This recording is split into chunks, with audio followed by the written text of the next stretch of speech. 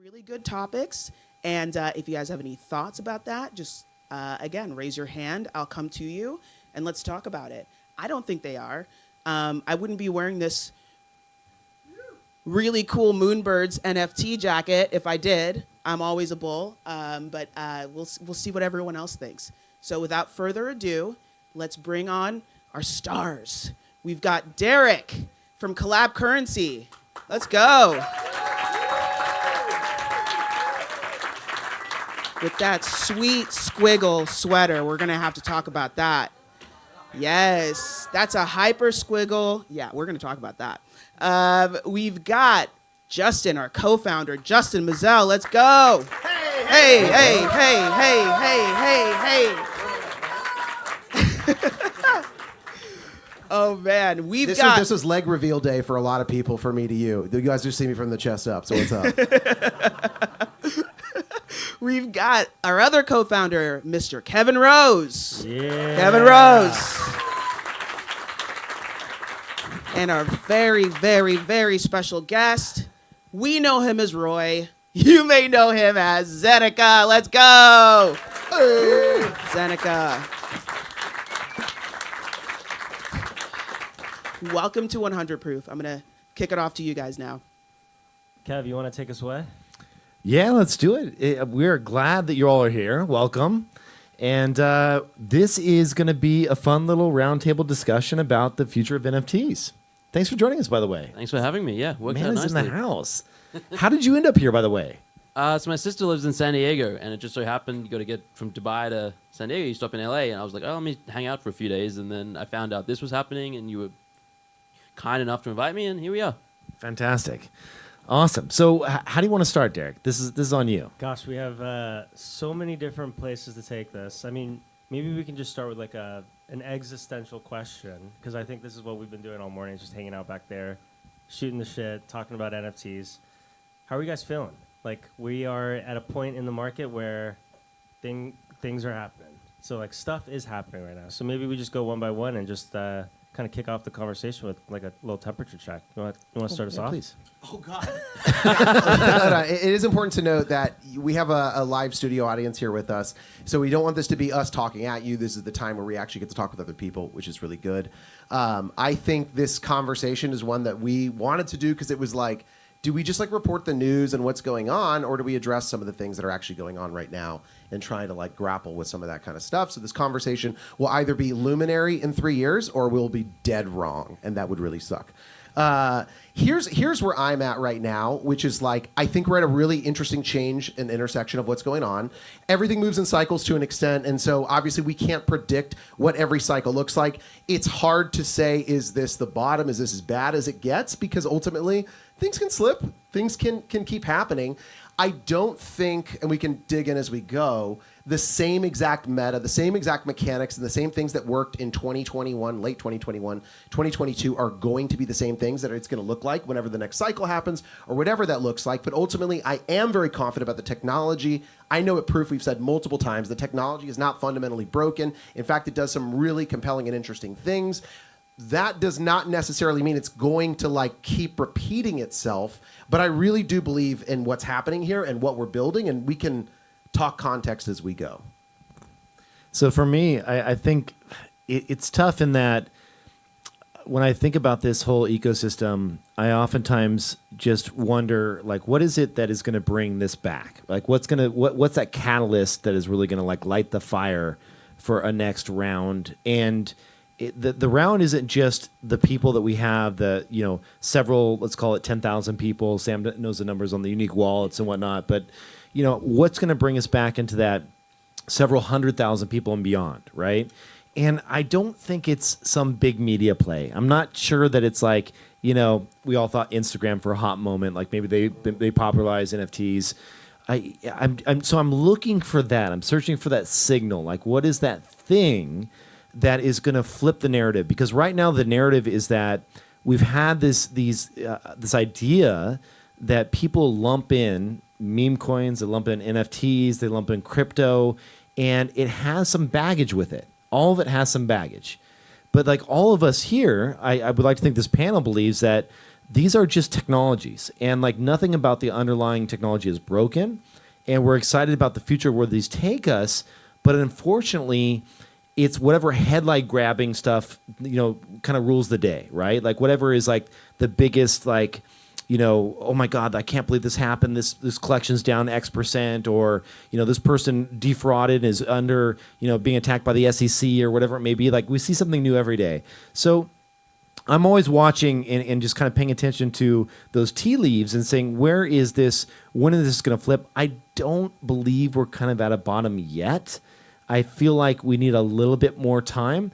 I've been through one other NFT cycle back in the day, and it was a very small cycle. It was like, CryptoPunks went up to $100 and then dropped down to like $5, whatever, right? So it was a very small pump. But, CryptoKitties were in that camp where they had their moment and then they went down. But so, I just know one thing is for certain, that at the end of the day, what I care about is that the technology is sound and that there will be more use cases that come online over the next year that prove that it's a legitimate technology that has more applications than just, quickly flipping NFTs.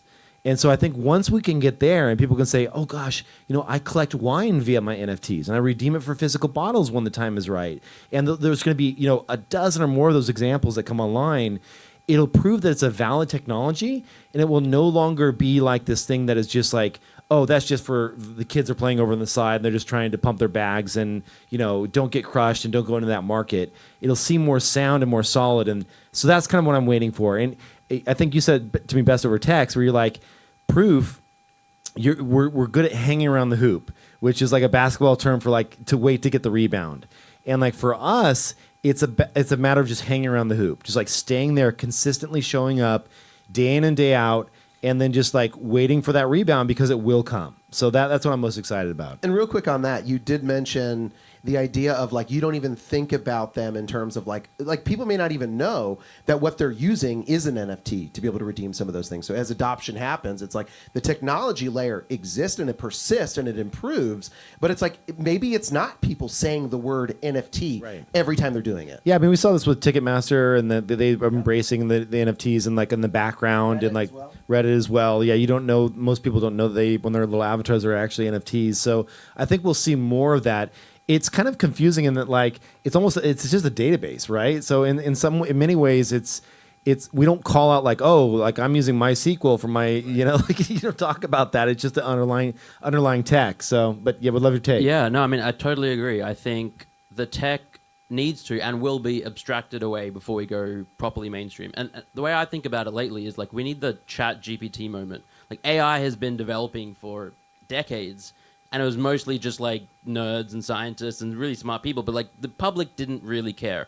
And the difference is no one could like really speculate on AI the way that people have been able to on crypto and NFTs, and that's why we're in this weird spot. But then all of a sudden ChatGPT comes out and everyone can use it, and it's like, oh yeah, we get AI, we can use AI, it helps us, it improves our lives. And most NFTs are not there yet.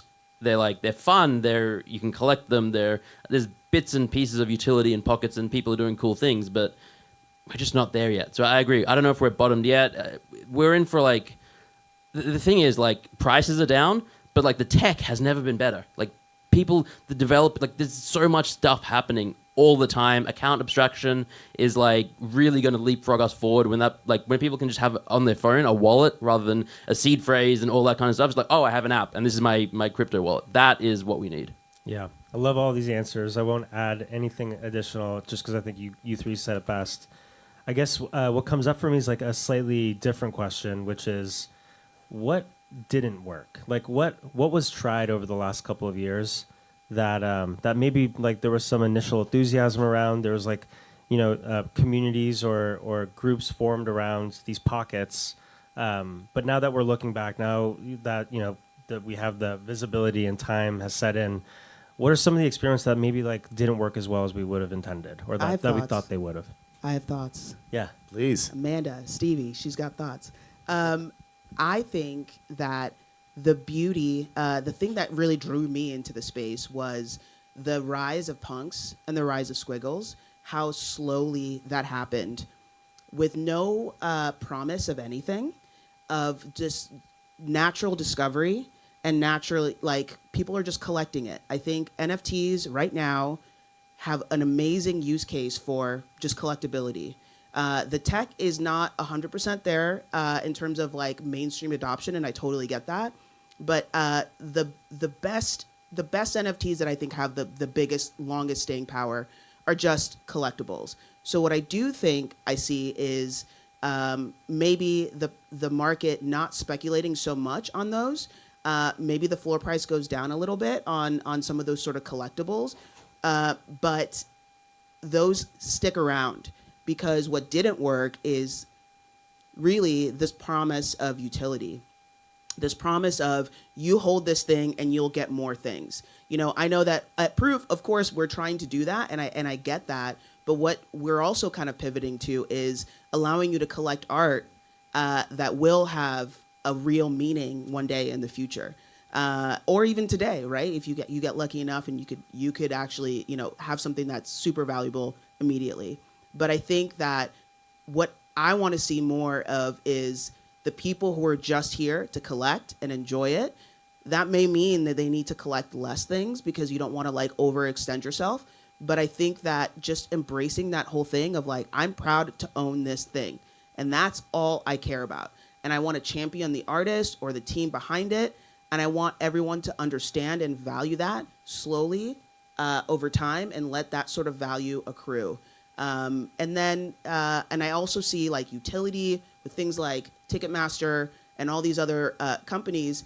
That sort of like tech will probably happen. It just probably won't be super valuable, you know? That's my take. Does anyone else have any takes in the audience? Yeah, we want to make this interactive. Yeah, so if this was anyone, the what do you doesn't- think what doesn't don't work? work. What doesn't work? right down here. Oh, Tristan, what hasn't worked?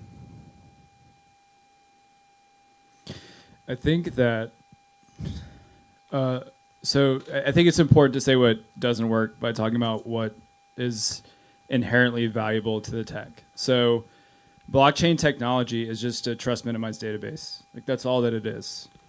And the reason that the world needs that is because currently there is a trustful database like paradigm that runs Web 2. So in order for Salesforce to get data from Facebook, they have to make deals in the back end and then have API keys. But right now with trust minimized databases, all you need are signatures between wallets. So that is important. And people like Aaron and Harry at Divergence, the things that they're doing, that's actually like that's moving the tech further. The entertainment side, which, I mean, as an engineer, maybe I'm not as sensitive to that, but the way that I understand it is entertainment works by helping you feel more excited or elevated. Like when you watch a movie or you see a piece of art and you lose yourself. That's what that is about. And that need getting fulfilled that's one of the easiest needs to have fulfilled, but it's also one of the easiest needs to lose satiation in. And so the thing that has not worked is the emphasis on entertainment. Is that why is it like it is so easy for people to picture a movie or a comic book or the next little character and making action figures because that's what is entertaining. So to me, like the things that haven't worked is just this, like the first inclination is to always to be towards entertainment. And as exciting as it is to look at art, and like that's why we're all here, why a lot of us are here. I think that is focusing only on that need and not the rest of people's needs, and the time that can be saved in trust minimized databases and technology. That's what I've seen has soaked up a lot of time, and we could be working on other things. So, yeah. Great take. We have one up here as well. Oh yeah. All right, let's go. Hey, so three things that have really worked with NFTs that we might not even notice is the first one is if you guys have trade tokens using Uniswap, MetaMask, or anything.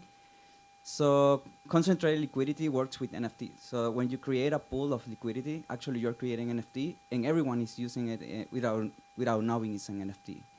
Second thing is POAPs. Like everyone can use a POAP. Even if you don't have like a wallet, you can just download the app, use the email, and later when you create a wallet, you can just sign the POAPs to there. And the last one is really artists. Like right now we can say like, oh, prices are down and stuff like that, but Latin American artists, for example, if you sell a token, an NFT for $100, that's changing your life because usually they sell their art for like $1 per month, something like that. So $100 per month is a lot. So it's something that is working right now, and just so we can see like, okay, maybe this is not going to sell for 10K USD, but $200 is going to change the lives of many artists. Amazing. What do you guys think? What isn't working? I started first last time. Oh God. Well, I want to just double down on something you just said about POAPs. I think that is like one of the best use cases of NFTs, and that is absolutely working, and we're going to keep seeing it go. I mean, I think it's obvious, like the whole speculative nature of the market it's not working. It's not good for anyone, really. It sort of like adds this speculation into technology that perhaps shouldn't have speculation. Like no one is speculating really on cloud computing. Like aside from like, big investors VCing into companies, it's like the retail is not speculating into technologies that have existed that are really going to change the world until blockchain and crypto and NFTs and everything came along. So I just think that speculation nature is clearly not working. And we're going to have another bull run. We're going to have another bear. It's just going to keep being cyclical. And to your point from earlier, it's not going to be the same. Like we're not going to see what 10K PFP projects mint out 10x immediately. It'll be something different, and people will always find something to speculate on, effectively gamble on. But it's just not. I don't think it's healthy for the NFT space, and I think it's like detracting from the tech because like the rest of the world, the outside world looks at it and they see Pepe and they see like floor prices crashing and they see all these scams and rugs, and they don't see like Ticketmaster doesn't get as much attention as it should. They don't see POAPs and the use cases, and yeah, speculation is whatever, not great. Yeah, I mean, for every person who sells the top, there's somebody who's bought the top. That's the thing. It's Yeah. PvP. It's yeah. And it's so hard because now you're starting to see more and more people who wanted to be a little bit more bold, right? Like they're watching the space, they're seeing people make a lot of money, and they want to go, okay, I'm gonna take that risk. I'm gonna buy the top because I think maybe this could 2x. And then they realize that they got, that they bought the top and they feel stupid. And then they get really angry and then they hate the space. And then I think that it becomes super, super toxic because a lot of people are like, I can't trust this. I don't know what's going on. Every team is bad, blah, blah, blah. But it's that speculative nature that we've all kind of leaned into that has gotten us here, right? And it's sort of like it's amplified by social media because everyone sees. It seems like everyone else is. Oh, I just made $1 million on Pepe. I just flipped this, but in reality, it's not. I'd love to raise a hand. Has anyone who's made money on Pepe in this room? 1, 2, 3, 4. That's more than I thought. Good for you guys. We're like 7, which is good for the room. Good for you. But I have not. Again, that's like maybe 15, 20% of the room. 80% of people have not. It seems like everyone has, but in reality, it's not that many. I mean, this It's a great point. well done room. Smart group here. Yeah. Let's go. I'll say, I guess this is such an awesome conversation. I think the thing that I'd love to just hear from everyone is well, what do we do during this time, right? So I loved the trust minimized database, from first principles. That's how I think about it as well.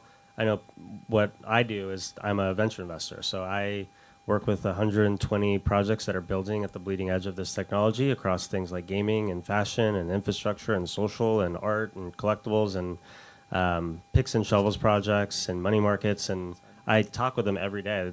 This is how I spend my days, and I see how they're thinking about problems and how they're solving them and the types of products and services that they plan to roll out. And I'm incredibly excited. But I also realize that a lot of folks just can't participate in that way. And so I guess my question is, for those that are understanding that this is really game-changing technology, that this is an innovation in how we manage information and how value gets stored, but they don't have the visibility in terms of just like, how do they, I mean, today they meme trade or they speculate. How else can they participate in this space over the next 6 months or 12 months before these products and services really start impacting their day-to-day lives? Well, in some sense, it's never been kind of easier to get into high-quality products and projects right now due to the drop in price. I mean, I feel like Justin and I talk about this a lot. Like, you know, when we came out and launched Moonbirds at 2.5 ETH, we were just doing that kind of based on what the market was saying at that time. That said, you know, once it's out in the public, you really can't control it. And so you have to let the market kind of dictate and tell you what it's actually worth. We don't know, you know, what these assets are inherently worth when you put them out there. We know how much time and effort and thought went into them from a product and company standpoint, but like it's up to the free market to price them. And so when that happens, I don't know. I feel like there's I don't. It's hard to call a bottom. You're like trying to catch a falling knife, right? It's impossible and dangerous. So it's like you don't know when is the right time. But like for us, or at least for me, I think about, you know, maybe there is this new world where there are more reasonable entry points for people to get involved in some of these communities and ecosystems that you know, are more right-sized for what traditional art and other things used to be priced at. Like if you were an emerging artist and you went to a show, I remember going to several kind of back in, you know, call it a decade ago in San Francisco, like these emerging artists would have these shows, and like you'd go there and to collect a piece was, you know, $1,000 or $2,000 for like an up and coming artist that may have some legs, and like there may be something to this, right? And like we just got to this place. I remember Eric having conversations with Snowfro, and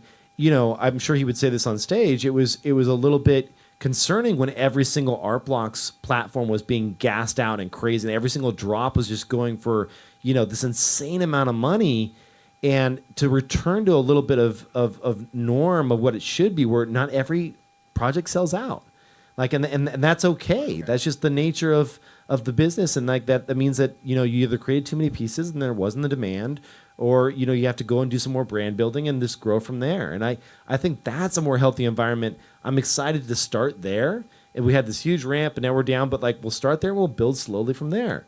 And I think it is about, I think, you know, Amanda, you said this, like it's not about this like crazy expecting 100x in 3 months. It's about this consistent, slow growth over time because you collected the right pieces. And, you know, hopefully it's a type of collectible that outpaces other investments that you have, and it's like a good investment. But it's not this like I can retire in 2 weeks based on buying a meme coin. Like, and some people will do that, and that's the problem, right? You have some people that are like, Pepe, shit, here's $5,000, and guess what? I have $3.5 million now. Like, bravo! Like that's amazing, but that is not going to be the norm. That can't happen to everyone. And it's just, you know, you hear these stories and you get excited and you want to go in and you want to buy some. And then by the time it's actually hit you, though, oftentimes it's too late for most consumers, you know? We've got a comment from Felix. Let's go. Stand up, please. So one of the topics that a lot of people talk about is investing money, ETH. The benefit, I think, in this market in particular is investing your time.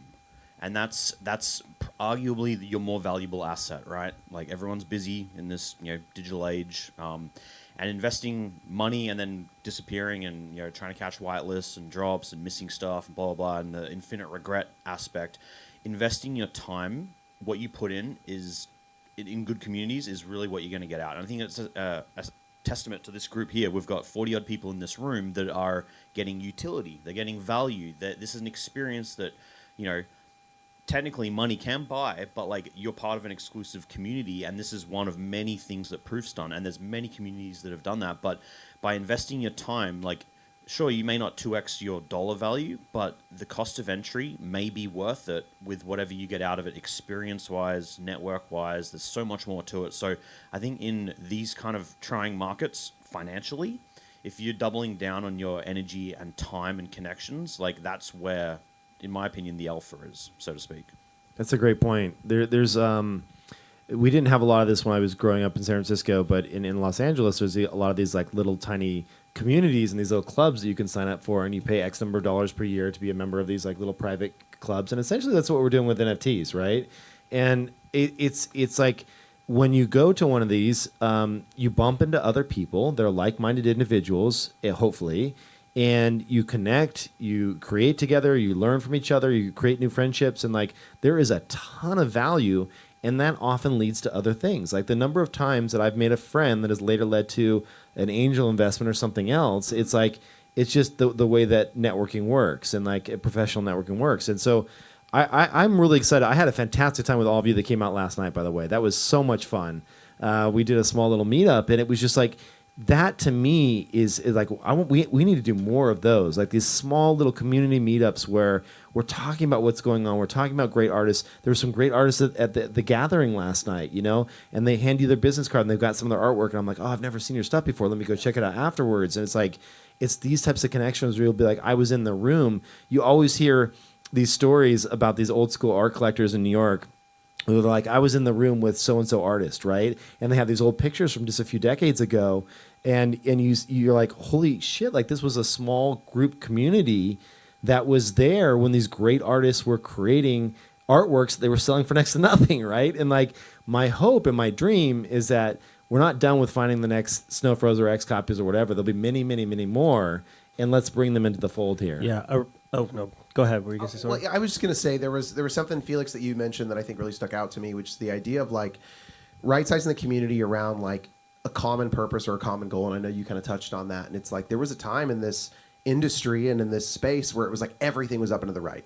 So every new mint that was coming out, it was like, get me the allow list. I'll do what I got to do. I'll retweet whoever I got to retweet. I'll like whatever I got to like. And I'm just going to get in on it because no matter what, in 30 minutes, you take it, you get a W, and you kind of move on from there. And I think we're at an interesting point right now, at an inflection point where it's like we're going to see consolidation. We're going to see projects run out of runway. We're going to see actual projects have to say, oh, God. We're going to see actual projects have to say, oh, God, that's oh, true. God, I got to go. Narrative. But ultimately, like have an opinion. And it was like, we did the thing on March 2nd. It's like, we are the Art Collectors PFP. That's what we want to build. It was like more of just like, listen, I really, truly believe the idea of just like, you just get in and you just vibe. That's great. Some communities are just going to vibe. And they're going to figure out where they end up. I mean, we talked about the no external, dependencies, and that can exist. I do think it's a luxury for now that will exist for certain historical projects, and they can get in that space. Certain projects will find their way there, I believe, even now, if that's where they set it from the very beginning. But I do believe we need to build viable communities that actually have a ramp for, like, what are you building for the long term? How long are you actually planning to be here? Because it's like, it's not like this space isn't exhausting if it's hurting, like and not just for us as builders, for the community members, like to wear a PFP that says I'm proud of this, I'm part of this. You don't want to get dragged down for something that's just like, that's an object of ridicule, that's so silly. Like, belief in these things, I do believe has to be anchored in some sort of purpose, and maybe the purpose is vibes. Maybe the purpose is just hanging out. But I do believe we're going to see more and more projects. They're going to make more and more decisions to be like, we're also a business that's going to build, this is our space. If you want to be a part of this, this is going to be a great place for you. If this isn't what you're into, it may not be for you. And that's okay too. It's kind of a bummer, honestly, how I feel like social media has pushed projects to become businesses. There was, in the beginning, it was all vibes. When everything was up and to the right, it was, these are just some people who had a dream. They had cool art, and they just wanted to create this awesome community. And then it became, what's your roadmap?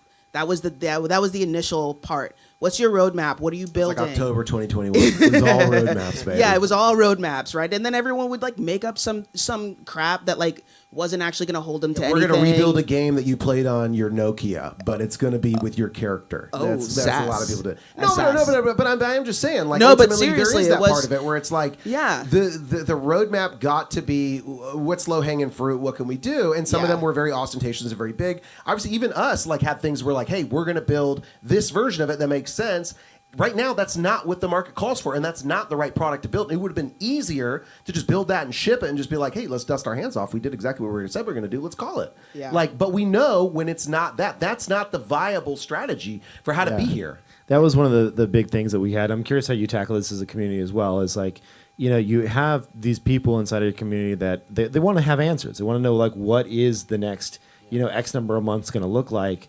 For us, Justin and I purposely killed a bunch of stuff that just wasn't feeling right, because as product builders, you get into certain cycles of product development and you play with it internally, you mock it up, you look at it, you walk through the mock throughs, and you're like, somebody's like kind of encroaching on this side, somebody's doing this now, things have changed over the next 3 months, it doesn't feel right, plus the market is going in this direction, so you have to make these really tough decisions on what to kill, what to keep, and move on. Your point is valid in that the easiest thing to do is just ship it and say like, I'm done. We did this. Like, we did the roadmap. We did the roadmap. Congratulations. Yeah. This is it. Bye. And bye. And like that's not what we chose to do, but we got a lot of shit for that because like honestly, it was going back on what we said, but for us, we'd much rather ship something we're proud of as builders than ship something that's just going to like sit there and just like dwindle and not do anything. Yeah. How do you think of this in dealing with your community when it comes to like roadmap, product promises that you're going to do? What's your take? Yeah, so I mean, we took a pretty different approach at Zen Academy. Where when we launched, there was literally a page on the website that said "not a roadmap," and I said, "We don't have a roadmap because this space changes so rapidly. I don't want to promise things and then not be able to deliver on." This was in November 2021. Everyone was doing a metaverse, a game, this, that, or the other, and I was like, "We don't need more of that. I know I can't deliver that. It's just going to get people buying for the wrong reasons and upset." However, I mean, so like a different approach. So brilliant, by the way. Can you give us a roadmap today? Well, so that's the thing. Like you do that to begin with, then you have to figure it out as you go along. Because all right, people buy a token, they have some. Even if you say no expectations, people there's some expectations out there. And also, you just like I want to do stuff, and like what do we do? And so we've done all these things over the last 18 months. All these little initiatives that we think, oh, that makes sense. Let's launch this course. Let's create this newsletter. Let's do this podcast or ebook or whatever. And it's cool and stuff, but there's not that central vision purpose. And it's like we keep adjusting to what the space is saying, but then we're always adjusting. And so like now we're at a point where we've done all these things and it's like, well, were we the best at any of that? Probably not. We did all these things, like we did like a mile wide and an inch deep instead of the opposite. So now I thought what you did with the art collectors PFP is brilliant. It's like aligning the purpose and the vision onto this thing. So we're doing that right now, even though we had different origins. It's like, I think all projects that are going to make it have to come to that conclusion and like pick your niche, pick your lane, do one thing really well. And that feels right though, because that is the way it felt. Like there was like a few months at Proof where we were looking at all the things that we could do, and you're right, it was a mile wide and it was an inch deep. It was just like, well, we could do this, somebody's got to work on this, somebody's got to do this, and it's like we're just spreading ourselves and trying to cover all the bases. Like what it really takes is like, what's the concerted effort of what we're drilling in on? What are we going to be great at? There's a lot of flexibility for additional experiences that could be exciting, that could be fun, that tie into these things. And again, I don't think that we've even tapped into that. I know I've had some people that I've had discussions with on Twitter that have been like, well, I love the art collector side as a concept, but if all of that means is like it's stuffy and I don't understand it and everything is like this ethereal spectrum, I've never really collected art, like I'm not in. And it's like it's on us to prove out that art in all of its expression can be fun. It can have really awesome like tendrils of like new experiences, great things to be able to using the technology, using like the fun things that you enjoy. It can be aesthetically pleasing. Like all of these things are ways that I think we still need to explore and prove out. Like Proof is not better than the current meta. Proof is not better than burning something or combining something or figuring out fun gamification mechanics. But I do think there is this sort of like, when we set the decision for where we're going, we have to. God, I hate that. Ooh. We have to understand having a hard there's time a drinking. lot of flexibility. Oh, boy. There's a lot of flexibility to play within that space and to expand and to really like, let's go deep, but let's figure out like where are the cool little tendrils that we can kind of play in outside of that as it expands. You remind me of the guy on Airplane that has the drinking problem. That You keeps know throwing what? water in his face. It's the fact that I am expressive and I'm talking in front of people. I want to use my hands. I I'm can not see Hold the that. stick part. Why Just don't you hold just the finish your stick drink? part. You I'm know, just finish your going drink to first. do this. Jesus. I'm just going to do this. There we go. I want to say just I'm bearish on roadmaps. The fact that we even had to do the roadmap thing, I feel like it was like the beginning of the end, because all of a sudden now you're holding yourself to this thing or you don't have one and then Yeah. you look bad, right? So I love what we've done, and I think that's what we're starting to see more and more is like less roadmaps, more just clarification of what it is that we're trying to build. Aaron's got a question, but Let's just to go, respond Aaron. real quick, I don't think all roadmaps are bad things to give people Bearish. information Boo. about where they're going. No. I agree that holding true to just that can be really off as well and can be just as dangerous. Go ahead, Aaron. I also agree that roadmaps are often getting in the way of good projects. I said often, not always. But what I do think is business plans and a mission statement, things like that, are much better because then you kind of know that even if as you're innovating and changing things, and a flywheel, build that concept of a flywheel, we know we're good at this lane, Yeah. the kind of lane metaphor, and just building and iterating on that gives people clarity. Yeah. Just curious, because Derek, you've invested in so many Web3 companies. You have to have some, and we don't want to name names because we don't go call people out, but you have to have some that are probably hitting some pretty low lows right now, and some that are doing quite well. I mean, you're all over the place, having such a broad portfolio. When you speak to the ones, well, just give us your take on this. Like, a lot of them, I'm sure, had roadmaps. A lot of them had made these promises. Some delivered, some probably didn't. What do you advise people when you talk to these companies these days about how to move forward in this market? Yeah, this is a fascinating conversation, one of my favorites to have. I'll just touch on what you just said because I think there's a way to kind of tie this all together. In the early 2010s, there was this whole movement in the Bay Area around startups and scalable software products around the lean startup. I'm sure you remember this. It's this idea that you don't have a business plan. You don't have a rigid structure that you have to follow. You're not really paying attention to core financial metrics. What you're trying to do is you're trying to get an idea out there and test assumptions against that idea, get early signs of feedback, pivot, basically reconfigure the early product into a new direction to get more feedback until you land on something that you can actually scale and put resources behind. And there's this idea of really startups don't have very much. I say this all the time. You're fighting against incumbents that have hundreds, if not thousands, of employees that are well capitalized, that have real revenue generating business models in place, that have offices all over the world in many cases. Startups are usually just a couple of guys with an idea that want to build something cool. And so there's a lot of scarcity in terms of the resources you have. The thing that you have is the ability to be flexible and the ability to re-navigate and to reposition and to use market feedback quickly to carve out a niche and to carve out a product suite that's not being offered by the market. And so the roadmap thing, especially in a space where things change so quickly, always ran at odds with this model that was really working, which is you have to be lean and flexible and understand where the market is at and how they're pricing things and how they're using things, and continue to reinvest and reconfigure your product in order to get to higher ground. And I think we lost some of that with the roadmap thing, where it's we're going to do this for the next 36 months. It's no, dude, you're fucked if you think you're going to do one thing for the next 36 months and ship something.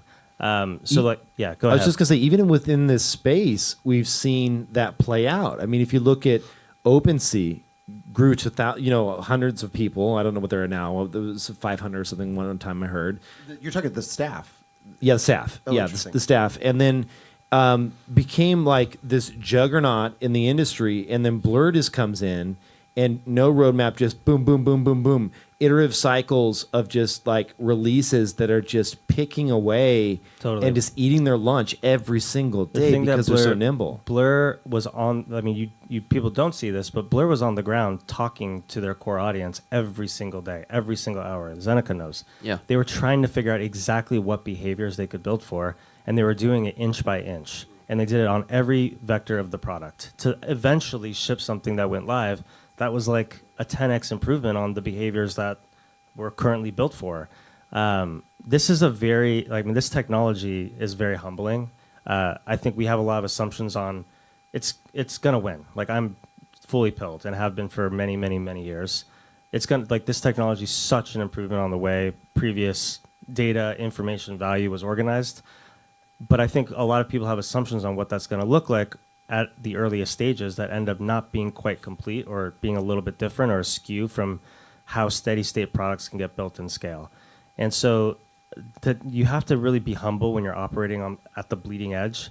And I worry that the thing that I advise my projects, to get back to your actual question, Kev, is you need to have focus. You need to point your resources towards a specific direction, but you also need to have enough humility to know when something's not working, and to like take the feedback and the market information that you're getting and point it in a different direction, or like change variables quickly, and not get so rigid in how you believe the product should be used. Because if it's not being used in the way you're intended, or your assumptions aren't quite right, you're just going to flail. And so that's yeah. Can I ask a question that's in this vein of what you're saying, where it's like, okay, you're pilled in that this will still continue. We've talked a lot about utility projects, PFPs, all that kind of stuff. And I know you have, you've got Glitch over in Marfa. Like, so art is a very big thing for you. You're a big collector of art. Like, what do you see this technology has added to the art collecting market? And before you even do that, are you somebody that collected art before the blockchain? How has that kind of evolved? If you had, like where are you with that journey? Yeah, I'm somebody that consumed art for many decades, but I didn't participate in the collection of art because I was wildly priced out. Right? Same here. Yeah. I think that's the case for many people who came into the space. What I'll say is like, my answer to that question is going to depend on who I'm talking about. I think for artists, we've never had a more neutral or democratic technology where an artist somewhere halfway across the world from me can put out work into the universe, and if it's like good, he will find an audience, and he will now have a crew of people who believe in his work and will be champions for that work and amplify that work over To his and point over. earlier, yeah. Yeah.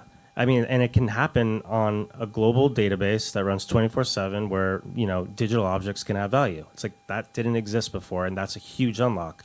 For collectors, it's like we can now consume in a way that we couldn't. Before, we would consume by going to museums or reading in literature or books, or like understanding the greats, talking to patrons, talking to other collectors about how they think about this.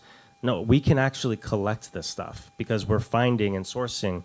I mean, just like a small example is like ACK, right? You guys featured and found ACK and had him in a couple of your. Obviously, ACK's been making work and he's got an audience. It's continuing to grow. But you guys featured him in 2 of your Grails projects back to back. He's the only one, and he's the only one that's ever been featured twice. And he's the only one that's ever been featured twice. And the people who were hanging around the hoop and like understanding what he was doing and why his, he's got this crazy, skewed, very crypto native vision for how art should live and work and be and breathe. People saw that, and he just dropped the 41 pianos, and it was a brilliant masterpiece of work that took him multiple years to create and finish and iterate on. And for those that were paying attention, I mean, I was watching while this was happening. Like, the biggest funds in the world were like, I need to get one of those. The biggest collectors in the world were like, I need to get one of those. And if you were, Shows in the numbers. which shows in the numbers. It's right behind us here. Absolutely beautiful. And this is what I mean. Like, this is a very meritocratic, democratic technology, right? Like, this was an artist who was creating work on the internet in digital form and has created a massive amount of value for himself and for his collectors and for the work that he wants to put out in the world in a very short amount of time, because we now have a trust minimized database that runs on internet rails, that runs 24/7 internationally without ever shutting down. That is powerful stuff. Tell us about your powerful sweater right now. Do people want to know about the squiggle sweater? Yes. So this is not for public consumption yet, but I got It's literally live streaming right now. I know. We're You gonna do can this. only visually consume, Derek. You can only That's all. visually consume me. But Snowfro and one of my portfolio companies, so 2 of my portfolio companies, was Snowfro, who's awesome, and you guys all know he's from Artblocks and Who? fan of the show, is Sorry. one of our faves. But and Tribute Brand, which I've also talked about on the show, is a digital fashion company in Web3. I've been working together on this project for the last 8 months together. And it's a way to take the squiggle algorithm and apply an algorithm that translates that into eventually into a generative sweater. And so using math, have been able to allow anyone who owns a squiggle to translate that into a 2D form, which then can be translated into an actual physical knitted sweater based on your traits. So it's taking all of the properties of like the segments and the height and the color schemes of your specific squiggle, and based on that, it's applying rules to the arms, to the front, to the back, to the collar, in addition to like the type of wool that's used. So fuzzies will be different than bolds, which will be different than ribs, and so they'll all have different characteristics. And so it's like this very math-based digital fashion project that will live on the internet and in physical form with NFC chips.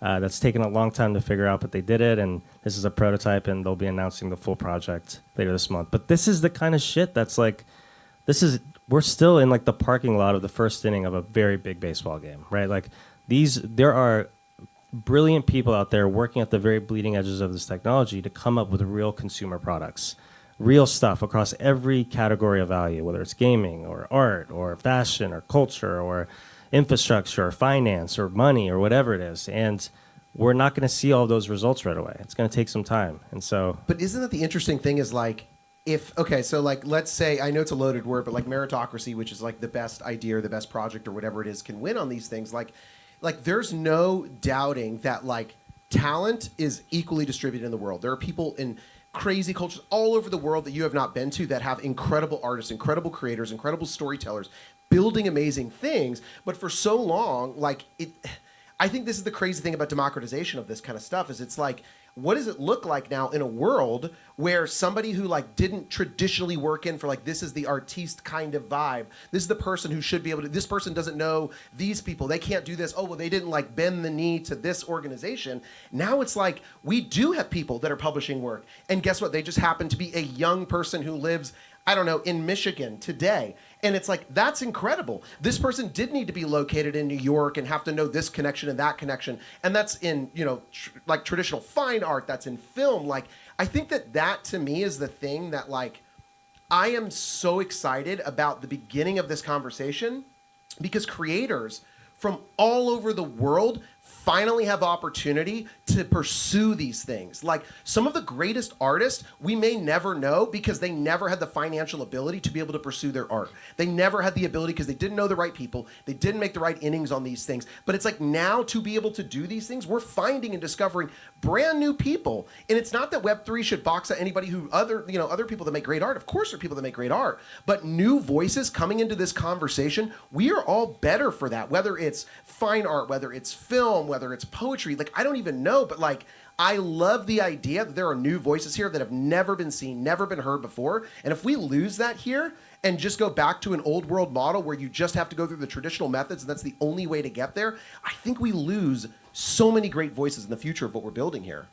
Yeah, Zen. I just have a really quick, amazing story on this front. So one of my favorite artists in the space, his name is Pondering. He's from Thailand. I discovered him just randomly scrolling Twitter or Foundation back in 2021. And then after we launched Zen Academy, I commissioned a couple of pieces because I just love his style. I was like, can you do something in the Zen Academy style? And he did something amazing. Then he did a Twitter banner for us in December for a Christmas thing. And like 6 months after, getting to know him and chatting and we talk about something else. And then he's like, you know what? I don't actually speak English.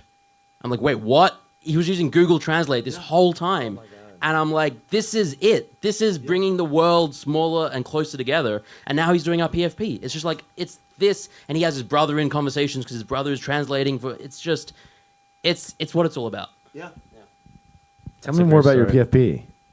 Well, I mean, it's the worst time in the world to be launching a PFP.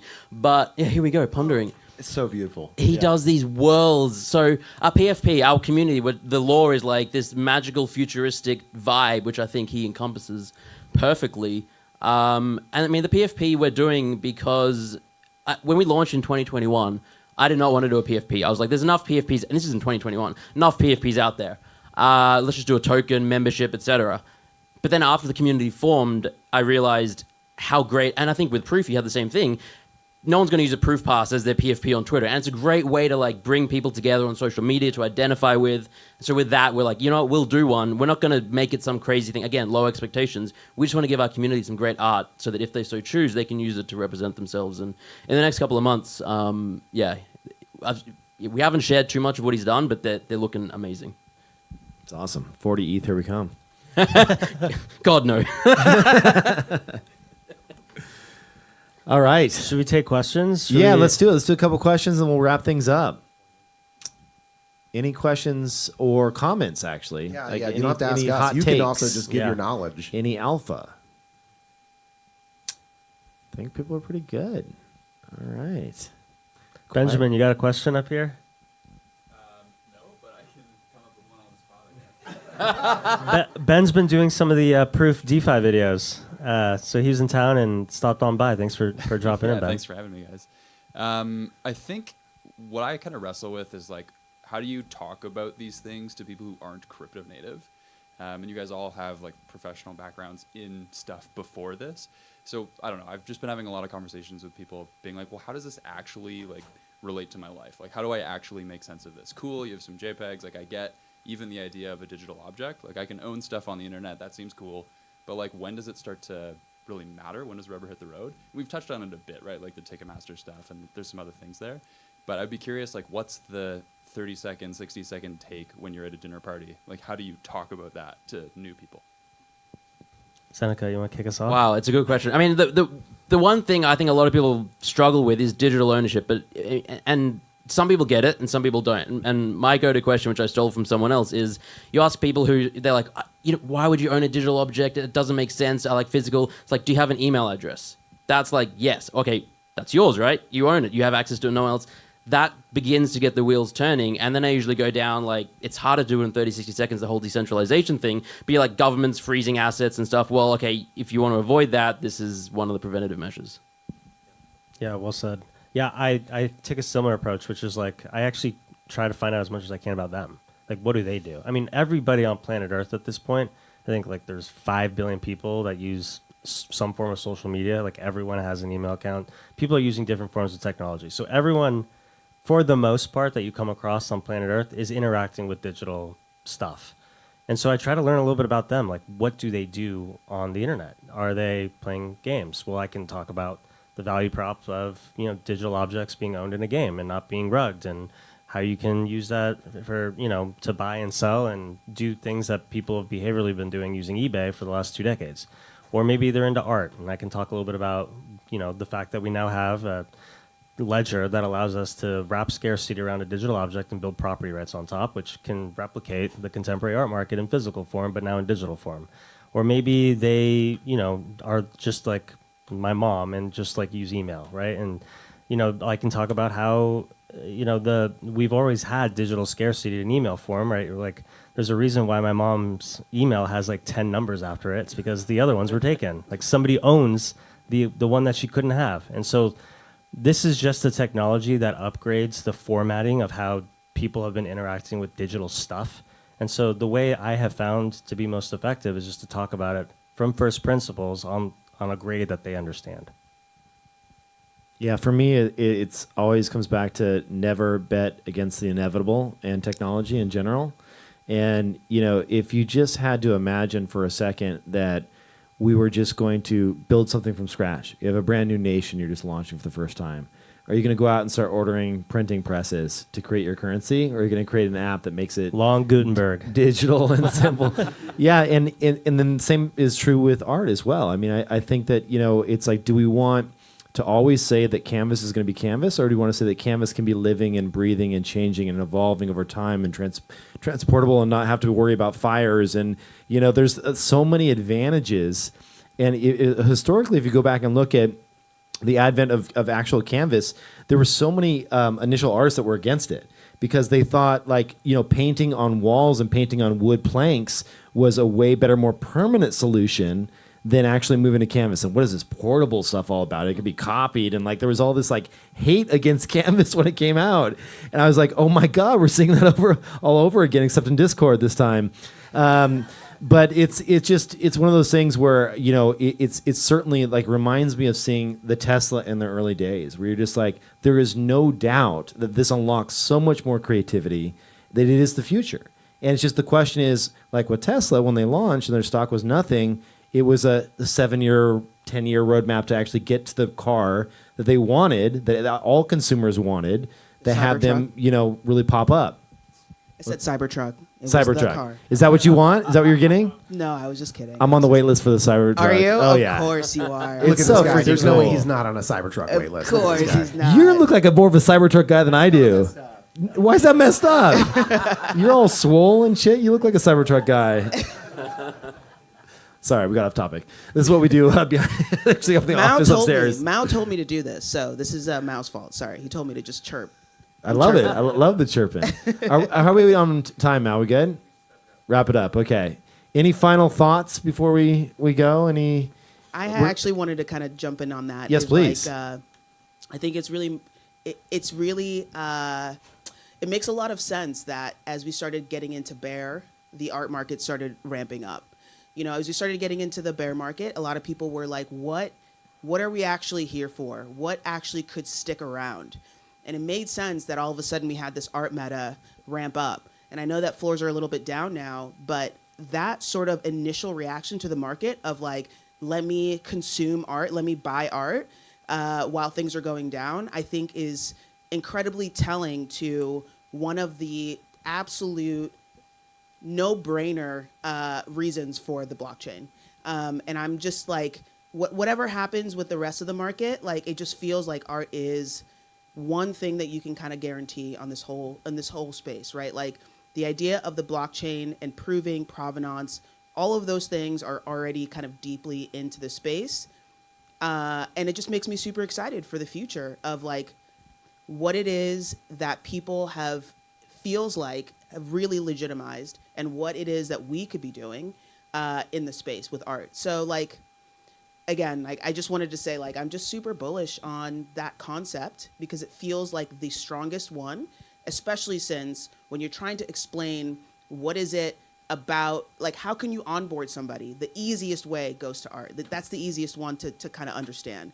And so I think that there's a lot of room here, and I don't think that NFTs are going to go to zero because we will always have art that will always be, in the end, that will always be there. So there's that. Thank you. Yeah. Do you want to go to this gentleman? And then all right. We'll wrap. All right. Standing up now. Yeah. Thank you. So taking into consideration what everyone said, like build, measure, learn. So lean startup method, and then no roadmaps. And I've asked this question probably twice now and have gotten different answers. And you all went on for an hour and a half special on the state of proof YouTube video. So that said, a couple examples of like what a company vision would be is making humanity multi-planetary species, or accelerating the advent of sustainable transport. Like I can rattle those off, and we all know what companies those are. So that said, the Proof Collective, what you all are building, what is the vision? I mean, in 10 years, if I fell asleep tonight and I dreamt about Proof, what it would be in 10 years, like what does that look like? Because I can picture life on Mars. I can picture solar panels sucking up the sun's energy and us zipping around on cyber trucks that Justin Mazel's I have a lot of them, driving. obviously. But what is that for Proof? Tristan, we don't have the time for that.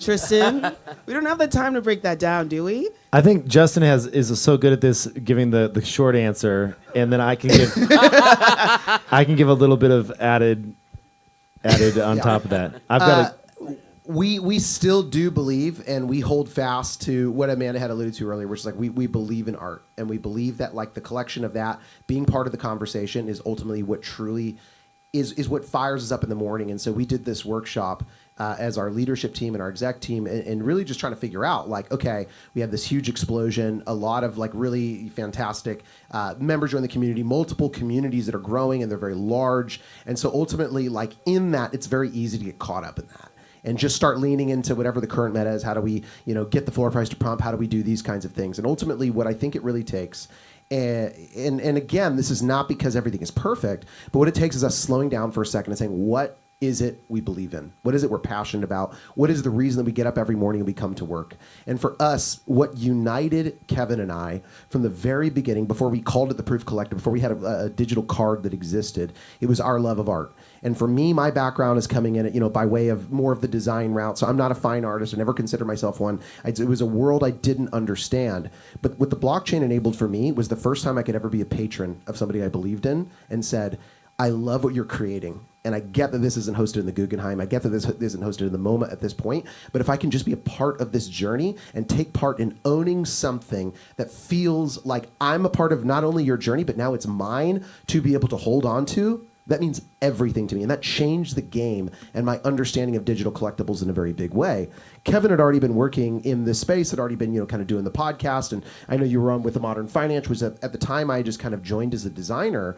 But when I think about Proof Collective, when we started it, and today it still holds true, the idea of it was, how do we build great relationships with artists? How do we support them? How do we become patrons as Proof? How do we get that access, that opportunity to extend to everybody who's a part of it here? Because at the end of the day, everything is a gamble in this space. Whether you join a PFP that their whole goal is a video game and you think that you're going to get a reward out of that. Whether you join a PFP and it's just vibes. I don't know where that goes, but it could go somewhere as well. Maybe it's just financial freedom at some point if things continue to go the way that they go for that project. But for us, we said for Proof, the goal here is this. We do right by artists and we support them. We enable them to do what they do best, because we truly, truly believe that the future of the world, the best things that have happened to me are because of the fact that somebody decided to share their voice here. Whether it's like, the cave paintings on the walls a long time ago, whether it's like, an incredible culture that we may not be able to connect with today, we still see their art and it's lasting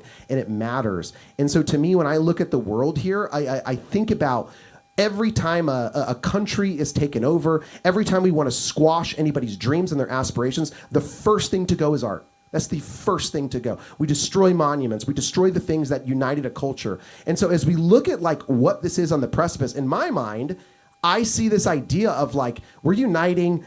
I think the world this technology can do to be able to see where art is going and to be a part of the conversation, new voices. And so if what we are is somebody who connects somebody to the artists to support them, to enable them to build what they build. We get a community around them to figure out, why is this important? Why has it been important? And we get a bunch of people that jumped in and they bought a PFP and they thought, I'm just a PFP holder. And we said, this is bigger than that. We believe that this is about art. And now, whether you knew it or not, because maybe you didn't experience it, you never consider yourself an art collector. Because let's be honest, in our generation, who amongst us was an art collector before all this stuff happened? An art collector is somebody that you hire somebody to tell you what art you can put in your one of 4 houses. Like, this is a new paradigm, and it's one that I truly believe in.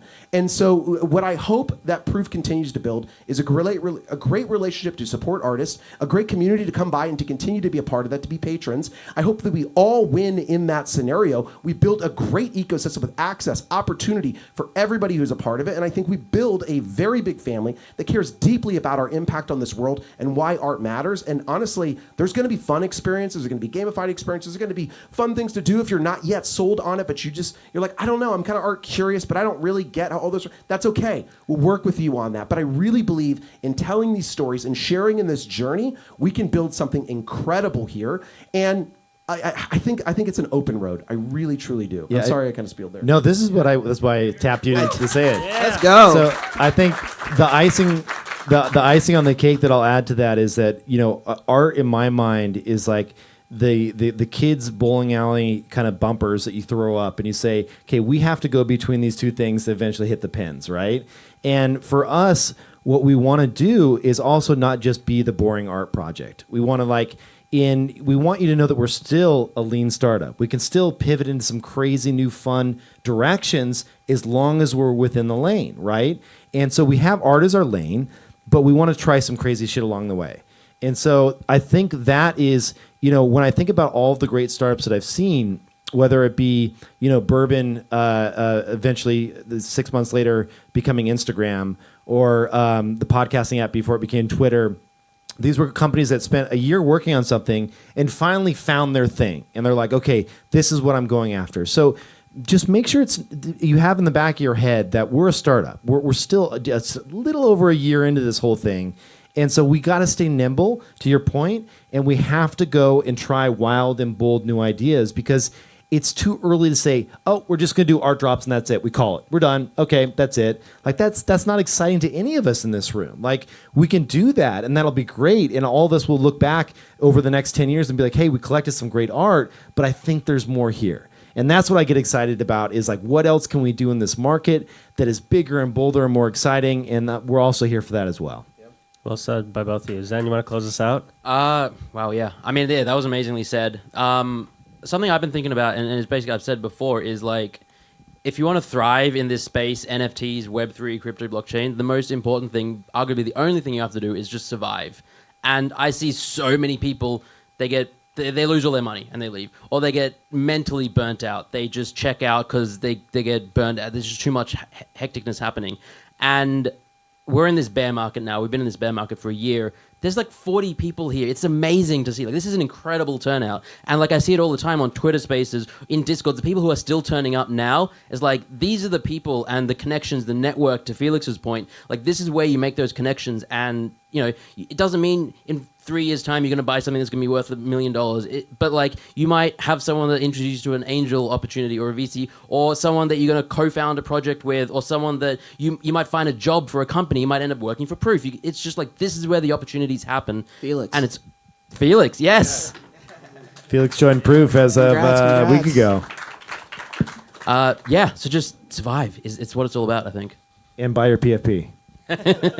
I'm actually not selling any. It's a stupid. How do you get it then? So you have to own one of our existing PFPs. Okay. You NFTs. You burn and then you get the PFP. Is it too late? You can buy off the floor. What is it? It's a Zen chest. You buy a Zen chest and then you burn that for a PFP. That's amazing. So there's not any cutoff time. It's just going to be burning Forever. into. Okay, Forever. sweet. Yeah. Sweet. I'm in. All right. Speaking of art, Yes. we love art. Should we give some away? Yes. Should we give some away? you said there were some winners in the audience. Yeah, we do. CT, why don't you pull up the wallet? So as you all know, we had this bonus NFT raffle. We had a little.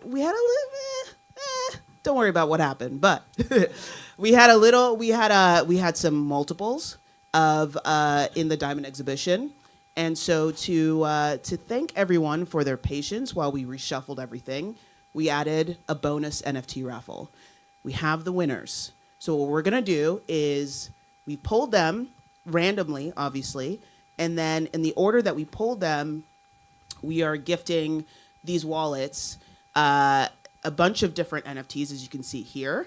And they will go in order. So basically the order that we pulled them will be the order that we gift them to, right? So the first one is the squiggle, and it goes all the way down to other Diamond exhibition like sold out pieces, right?